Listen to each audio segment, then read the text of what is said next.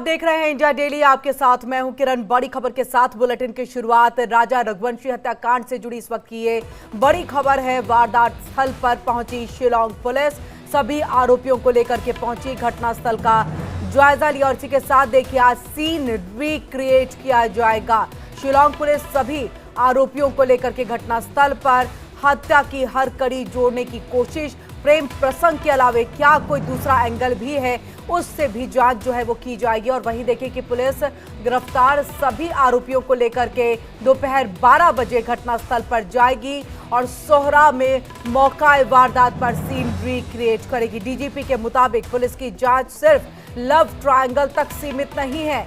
इस मामले की हर एंगल से पुलिस तहकीकात जो है वो कर रही है। जांच टीम सिर्फ लव ट्रायंगल को हत्या की वजह नहीं मान रही। 23 मई को इंदौर के कारोबारी राजा रघुवंशी की हनीमून ट्रिप के दौरान हत्या कर दी गई थी और हत्या के आरोप में पुलिस ने 9 जून को पत्नी सोनम रघुवंशी और उसके प्रेमी राज कुशवाहा समेत सभी को गिरफ्तार कर लिया था। और ऐसे में देखिए आज घटनास्थल पर पुलिस सभी आरोपियों को लेकर के पहुंच रही है। तकरीबन 12 बजे का वक्त तय किया गया है। एक बार फिर से सीन को जो है रिक्रिएट किया जाएगा। इससे पता चलेगा हत्या से पहले किस तरह से प्लानिंग हुई थी, कैसे वहां पर एक दूसरे के आगे पीछे जा रहे थे, कब जो है वो सोनम। और चलिए ज्यादा बातचीत के लिए सीधे रुक कर लेते हैं एमपीसीजी हेड मुक्ता पाठक का। मुक्ता, जिस तरह से लगातार जो है ये जांच की दिशा भी बदल रही है और देखिए पुलिस ने भी ना सिर्फ लव ट्रायंगल बल्कि इसके अलावा दूसरे एंगल से भी, यानी हवाला का भी एंगल होगा, अन्य एंगल से भी जो है इस पूरे मामले की, इस हत्याकांड की जांच। एंगल एक समझाइएगा और कौन कौन से एंगल हो सकते हैं। इसके अलावा आज आरोपियों से वापस से जो रिक्रिएट है सीन को वो किया जाएगा कि हत्या को कैसे अंजाम दिया गया। बिल्कुल, देखिए आज जो है सभी आरोपी को पुलिस जो है वहां पे सीन पे लेके जाएगी और रिक्रिएट करेगी। तो ये बहुत इंपॉर्टेंट है कि सीन रिक्रिएट करना कि कैसे पूरा घटनाक्रम हुआ था, कैसे राजा पे वार किया गया। जो अभी हम लोग जो थ्योरीज है कि विशाल ने वार किया, फिर क्या हुआ, सोनम जो चिल्ला के कह रही थी मार डालो मार डालो, तो सारी बातें हैं। और जो बात सामने अभी आ रही है कि इतनी गहरी, इतनी ऊंचाई से राजा को धक्का दिया गया, उसके बावजूद उसके शरीर में एक भी फ्रैक्चर नहीं है।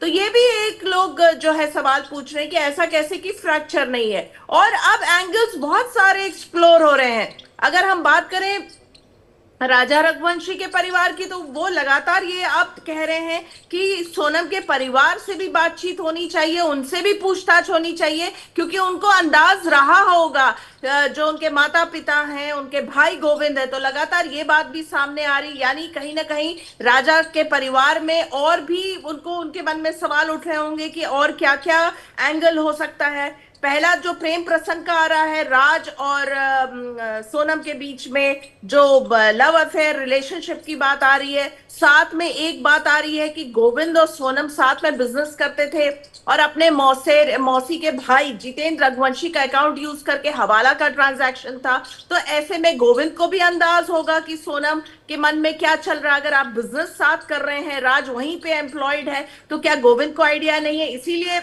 राजा का परिवार जो है सोनम के परिवार वालों से पूछताछ की बात कर रहा है। जानकारी ये भी है कि गोविंद को भी शिलांग पुलिस ने जो है वो तलब किया, यानी कि पूछताछ अब क्या गोविंद से भी होगी जो सोनम के भाई है?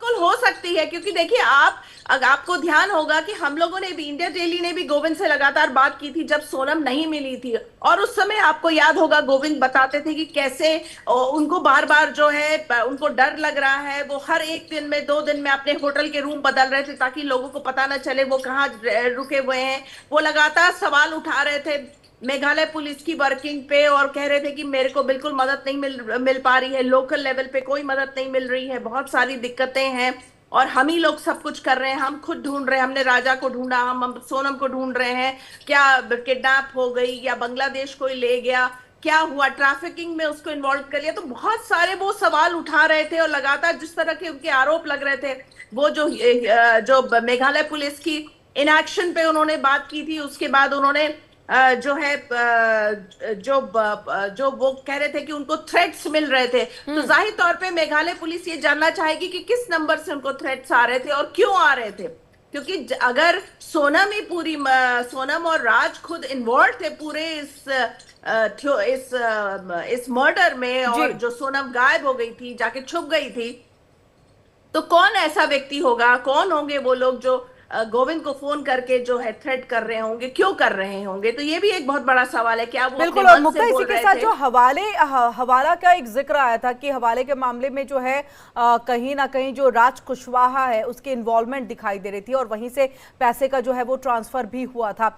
अब इस एंगल में क्या मोड़, और मध्य प्रदेश यानी कि इंदौर की पुलिस इसको किस तरह से जांच रही है? क्योंकि ये इधर का मामला है तो डेफिनेटली इंदौर की पुलिस इस पूरे मामले की जांच कर रही होगी।